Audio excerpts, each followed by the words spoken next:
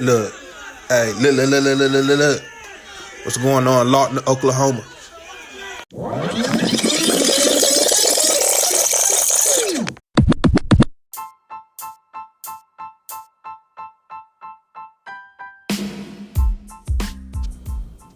Good, and now they cause an innocent life. It's just crazy. If they would have got rid of that man, Nathan Ronan, then I don't believe nobody, all this would be, we would just probably be focused on Zonterious, because I'm going to get justice for my son. Zonterious Johnson is going to get justice, and I am demanding for the DA to open the case back up. A mother who lost a son to a Lawton police officer-involved shooting is speaking out after two former officers are charged in a separate fatal shooting. Those officers face charges of manslaughter in connection to an officer-involved shooting that resulted in the death of Quadery Sanders in December. Now it's raising concerns about two separate officer-involved shootings there within the same year committed by the same former officer. Zach Verdilla was in Lawton today speaking with the mother of another officer-involved shooting victim, and he brings us this story. I got cuffs. Graphic, gut-wrenching scenes caught on body cams of two former Lawton police officers. As those two involved in the December 5th, 2021 shooting death of Quadery Sanders, Nathan Ronan, and Robert Hinkel were fired on January 7th, 2022 by city manager Michael Cleghorn. And they knew what they were doing when they killed Quadery Sanders that night. That was a hate crime. I know it was a hate crime. You killed two black kids in 1 year. What other crime could it be? And then on May 6th, the city of Lawton announced the decision of the Comanche County District Attorney's Office to charge both Ronan and Hinkel with manslaughter. This comes after two separate officer-involved shootings for the Lawton Police Department less than a year apart, both involving Ronan. And when I found out it was the same officer, it just broke my heart. It just broke my heart because I feel like all this could have really been avoided if they would have really heard my family cry out for help. In April of 2021, Ronan was cleared by the OSBI in the shooting of Zonterious Johnson after he was celebrating his birthday at the Lavish Lounge. Then just 8 months later, the second shooting, where Sanders was killed, caught with graphic body cam footage chronicling the incident. Something that brought back painful memories for Zonterious' mother, Myosha Gray. It broke me down in tears. It broke me down because I seen my son. I seen that little boy sitting there just begging for his life. He was begging for his life. He didn't have nothing in his hands. He had nothing going on. And I seen anger and rage from the officers, and they just took it out on that kid, and they emptied their clips on him. And that's the same way they did my son that night.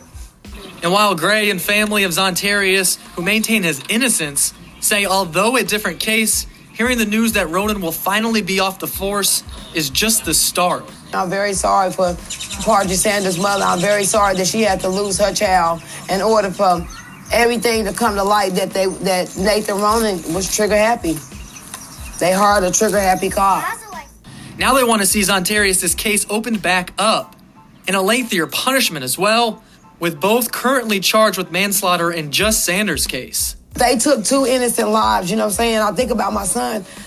Daily, I think about him. I ask for words because I'm not good for speaking to the public, but I be begging out for people to help me because I don't know which way to go with this. I mean, if it would have been somebody on the street, yeah, they would have been arrested and everything. But it's a police officer that did it, and I don't know which way to go. We reached out to the Comanche County District Attorney's Office with no luck today hearing back, but you can read statements from the city manager and Mayor Stan Booker in this story over on our website. Man, y'all hear that, man? Y'all hear that? Nathan Ronan, Officer Nathan Ronan, Robert Hinkel, some mass murdering cops in Lawton, Oklahoma, man. Now, I was in court yesterday, and I was in Lawton, Oklahoma with the family of Quadery Sanders. It was a pretrial hearing for Robert Hinkel, the black officer, the white officer and the black officer that killed Quadery Sanders. Now, the white officer, as you heard, man, this dude is a raving criminal out there in the forest, man. You know what I mean? So my condolences goes out to the families of these victims of the police brutality. And I just wanted to bring some awareness to this Quadery Sanders case. There's a lot of Oklahoma that's going on right now. There's been a lot of hush-hush. They don't really want this case to get out. They don't want the story to spread because you heard how horrific it is, man, and how it makes their police squad look like their secrets are coming out. This is the new age. We got the internet. You know what I'm saying? It's only on us. I don't see no news coverage on this story. I don't see nothing on Quadery Sanders, man, and how they brutally killed this man with his hands up, shot him 18 times. 18 bullets went into the flesh of this young man. Know what I mean? While he's begging for his life, man. Ain't nobody saying that. Know what I mean? So we just had to rewind that for a minute, man. Bringing people back to 2021.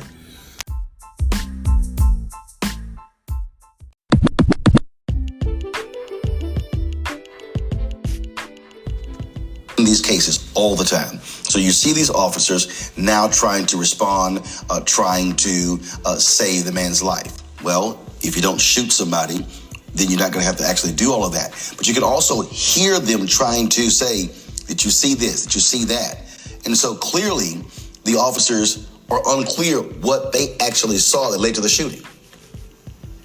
Man, you know, this as I was watching the whole thing, I couldn't help but think about Stephon Clark. You know, Sacramento was killed in his grandparents' home right on the lawn. And it turned out he had a white iPhone, right? And these cops have this shoot first, ask questions later mentality. And not only did they shoot him the first time, while he's on the ground with their hands up as well. And then on top of that, dragging him like a dog. And we say things like drag like a dog, but quite honestly, they treat animals better than they treat us. And so at all levels, we see the lack of care for our community, the way they rush into the house. Everybody's a suspect, ready to shoot other people. Sounded like they almost shot the sergeant who was about to come up. Who's that? Who's that? Who's that? There's thuggery involved in this, Roland. And one of the things we said last week when Reese was here, did an incredible job. We talked about the fact that when it comes to our community, it's never been black versus white, it's black versus blue. We don't care what color the officer is who's wearing that uniform. When it comes to our community, we get treated like third-class citizens. They slaughtered that man for the world to see, and they all need to pay. Facing 4 years is ridiculous. There needs to be a lot more, and just another reminder that this is why we need the George Floyd Policing Reform Act, because anything related to qualified immunity that might be thrown their way needs to be thrown out the door in addition to their careers. Oh yeah, before I go, let me give y'all what y'all was waiting for. This is Officer Robert Hinkel testifies. This is a part of his testimony. The officer's asking him about Quadery Sanders and the hat and the object and why he wanted to shoot or blah, blah, blah, blah, blah, blah. But we all know what they gonna say. Dead homies. That is the moment you said that both you and Officer Ronan recognized the black object by Quadery's feet to the point that Ronan was pointing at it, and then there was some type of communication, you said, where you acknowledged that black object. Is that right? He taps my leg, and then he points. I can't remember if I gave my head nod or something slight. We worked together for 6+ years, so our ability to communicate is better than most people that just do each other on a regular basis. So they can imagine a husband and wife could communicate without talking really. So, are you telling us, and I might have misunderstood you when you testified earlier, that there was a verbal communication acknowledging this? Is that now not what you're saying? I guess it depends on your definition of verbal. Because if you want a word or a signal, he gave me a visual signal, and I'm sure I gave him a reaction, let him know I'm observing that. Okay. If there was any type of auditory response by you after that point, was it captured on the body camera? I can't recall. Okay. So, but that's the black object that you thought he was reaching for in his pocket. I didn't think I could see it. Well, you saw it on the ground. I'm asking you. No, I saw it in his pocket as well. We showed the still frame of that. Okay, and so you think that was the same object? Is that what you're telling us? To my belief, it is. Yes, sir. And so, when did you realize it wasn't a weapon? I can't recall. Well, I'm assuming it was after you shot him, right? After I shot him, he got away from me. That doesn't mean I know it wasn't a weapon. I was focused on him. Sir, again, just answer my question. This will go a lot smoother and quicker. Did you realize it wasn't a weapon before you shot him or after you shot him? Say that again? Sure. Did you realize that black object was not a weapon before you shot him or after you shot him? It meant clearly after. Okay.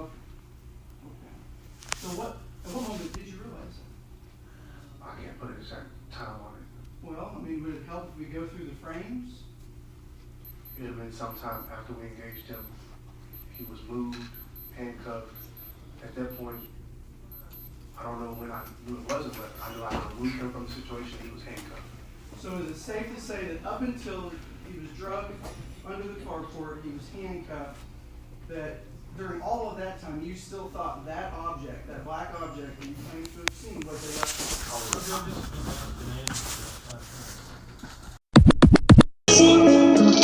That's on dead, homies.